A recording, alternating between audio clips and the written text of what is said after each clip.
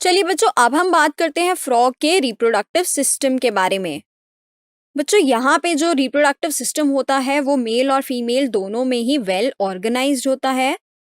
सबसे पहले हम बात करेंगे मेल रिप्रोडक्टिव सिस्टम की। तो बच्चों, मेल रिप्रोडक्टिव सिस्टम में सबसे पहले आती हैं येलो कलर की ओवॉइड टेस्टीज, और ये जो है यहाँ से ओपन होती हैं वासा एफ्रेंशिया में, जो कि 10 to 12 इन नंबर्स होती हैं।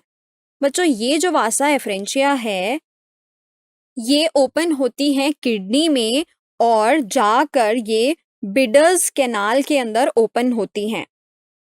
फाइनली ये जो है ये कम्युनिकेट करती हैं यूरिनोजेनाइटल डक्ट से, और ये यूरिनोजेनाइटल डक्ट्स जो हैं ये फाइनली ओपन होती हैं क्लोएका के अंदर।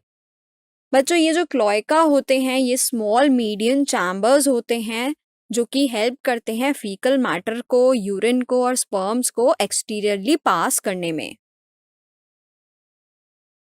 बच्चों, अब हम बात करते हैं फीमेल रिप्रोडक्टिव सिस्टम के बारे में। तो यहाँ पे जो फीमेल रिप्रोडक्टिव सिस्टम होता है उसके अंदर प्रेजेंट होती हैं अ पेयर ऑफ ओवरी। और बच्चों, ये जो ओवरी होती हैं ये सिचुएटेड रहती हैं किडनीज के पास में, लेकिन इनका कोई किडनी से फंक्शनल कनेक्शन नहीं होता। यहाँ से अराइज होती हैं अ पेयर ऑफ ओविडक्ट। ये ओविडक्ट्स जो होती हैं ये सेपरेटली ओपन होती हैं क्लोएका में। ये जो ओविडक्ट्स हैं ये यहाँ से ओपन होंगी इस क्लोएका के थ्रू। ये यहाँ पे दिखाया हुआ है यूरिनरी ब्लैडर।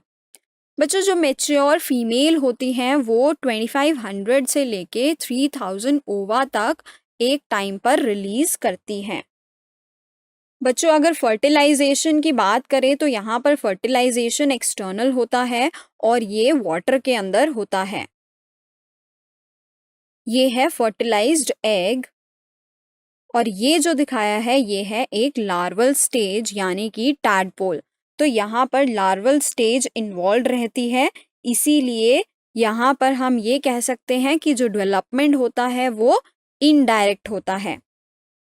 और बच्चों, ये जो टैडपोल होता है ये बेसिकली मेटामॉर्फोसिस के अंदर जाता है एडल्ट को फॉर्म करने के लिए।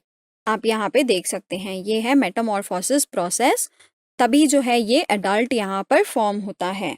जो अगर फ्रॉग्स के बेनिफिट की बात करें मैनकाइंड के लिए, तो ये जो है ये इंसेक्ट्स को खाते हैं और हमारी क्रॉप्स को प्रोटेक्ट करते हैं।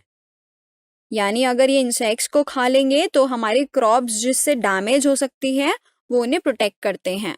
और साथ ही हम ये नहीं भूल सकते कि ये फूड चेन का भी एक इम्पॉर्टेंट पार्ट होते हैं।